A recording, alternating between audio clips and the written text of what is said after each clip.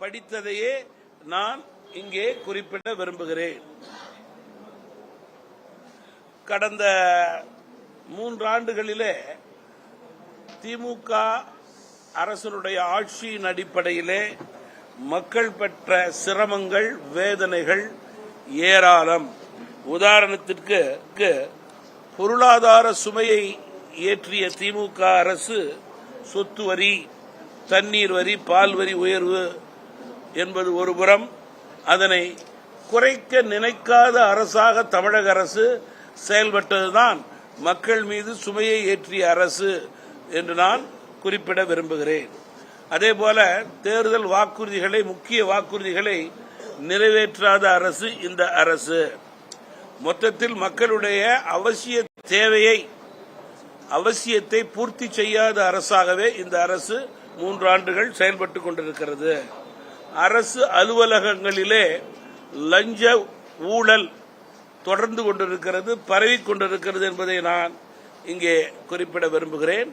சட்டம் ஒழுங்கை பற்றி கவலை இல்லாத அரசாகவே இந்த அரசு செயல்பட்டுக் கொண்டிருக்கிறது. செல்லப்பிராணிகள், குறிப்பாக நாய் வளர்ப்பவர்கள் மிக கவனமாக இருக்க வேண்டும். வீட்டில் வளர்க்கும் நாயை தெருவிலே அழைத்து வந்து அதை சாதாரண மக்கள் கடிக்கக்கூடிய நிலையை ஏற்படுத்துவது தவறு. குறிப்பாக குழந்தைகள் அதில் நிறைய பாதிக்கப்படுகிறார்கள். நிறைய உதாரணங்களை நாம் தமிழகம் முழுவதும் பார்த்துக் கொண்டிருக்கிறோம்.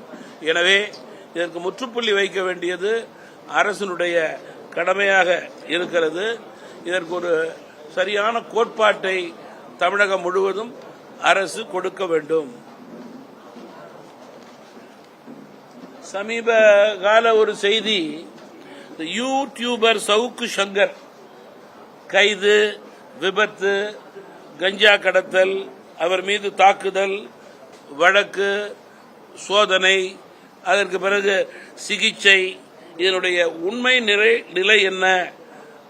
அரசியல் உள்நோக்கம் இருக்கிறதா இல்லையா, அல்லது உண்மை நிலை என்ன என்பது மக்களுக்கு தெரிய வேண்டும், பத்திரிகைகளுக்கு தெரிய வேண்டும்.